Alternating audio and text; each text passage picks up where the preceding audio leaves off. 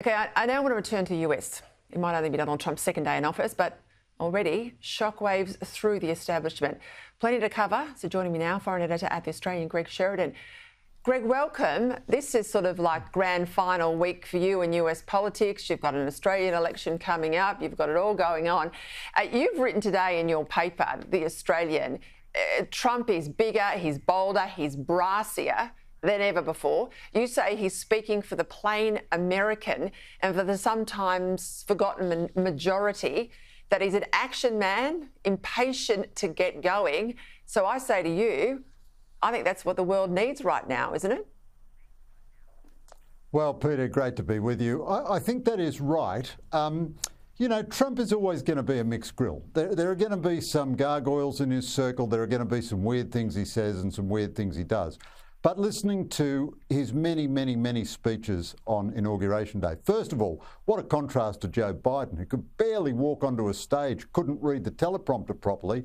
There was Trump signing executive orders as he was talking to the journalists and so on. He's 78 years old. He went to about 100 events. So you've got to admire his stamina and energy. This is unlike any second term we've ever seen before. Second terms are normally an administration kind of slightly winding down. Well, this is much more energetic and focused than his first term. And listening to all his speeches yesterday, a great deal of what he said, maybe 70% of what he said, represented good common sense. So he says, OK, I don't want any more diversity, equity and inclusion. I want a colourblind, merit-based society. Well, who could disagree with that? He says, I don't want any more illegal immigration over the southern border. And he actually said, I am in favour of legal immigration. I want companies, investment and skilled workers to come in, but I'm against illegal immigration. Well, who could disagree with that? And on energy, he said, we're not going to handicap the American economy. We're going to use all the energy sources we've got. And I think a huge number of Americans would have agreed with that. So populism can be good or it can be bad, but when it's well managed, it is the wisdom of ordinary common sense against what has become the madness of the American elites.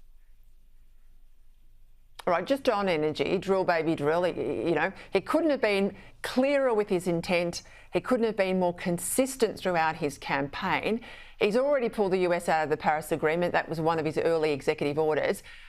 He's upending that climate club. What's this mean for places like Australia? Well, I think this completely revolutionises the politics and economics of global climate change. The Albanese government's energy policy, like its defence policy, is essentially a farce inside a fantasy wrapped in a kind of episode of madness. The Albanese government will say to you now that all but 4 countries in the world have signed up to the Paris Accords. But the biggest, most powerful economy and developed economy in the world, the United States, has just definitively left the Paris Accords. And it was interesting, Kamala Harris did not campaign on climate change one bit. She reversed herself, she was pro-fracking and so on. I mean, that cause has been lost in the United States.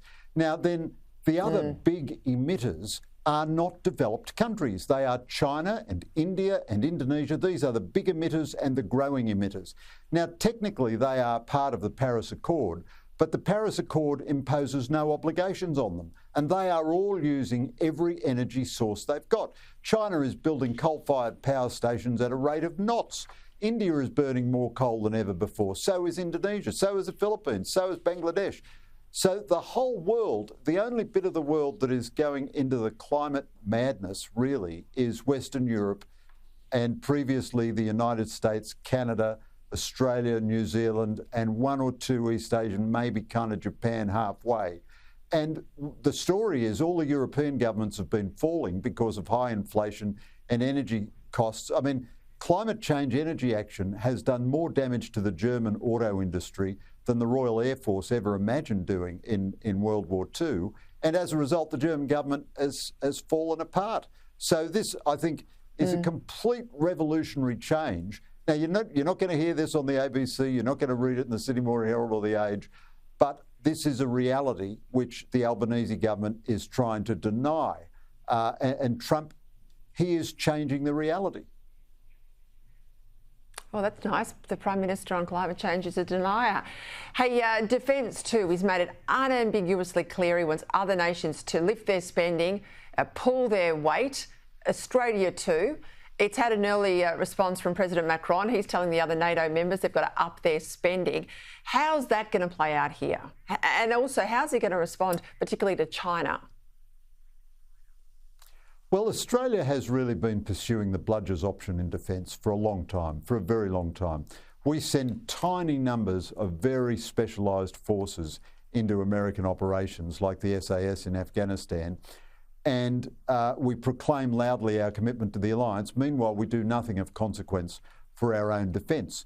In the life of the Albanese government, our defence budget has not yet reached 2% of GDP. And of course, no country in the world spends its defence dollar as inefficiently or insanely as Australia does. We still have no maritime armed drones. However, I think probably we'll get something of a free pass from the Americans for two reasons.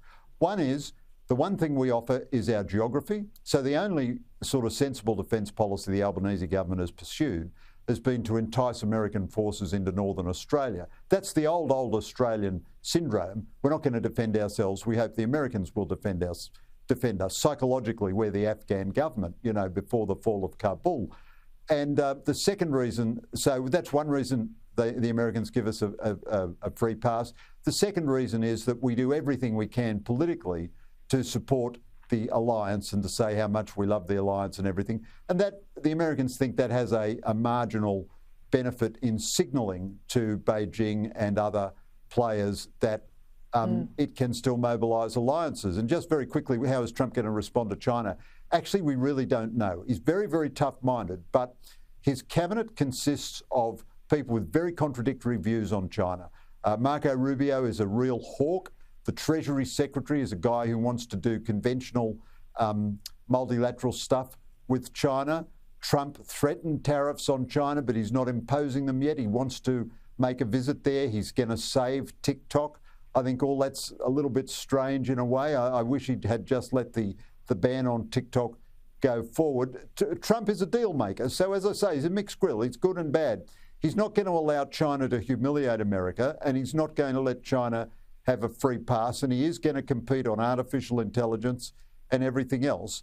But, you know, he could make a deal which is not a great deal. We just, like the rest of the world, we're just going to have to see, and we need to be in his ear all the time. We need to be his best friend as far as we can be, giving him advice about American interests in the Indo-Pacific and all the rest. He'll have a lot of other folks giving him the same advice, the Indians, the Japanese, and Not so wrong, on. Greg. And his first term was pretty good. So, you know, there's reason to be hopeful, right, but it's going to be a bit of a hold your breath.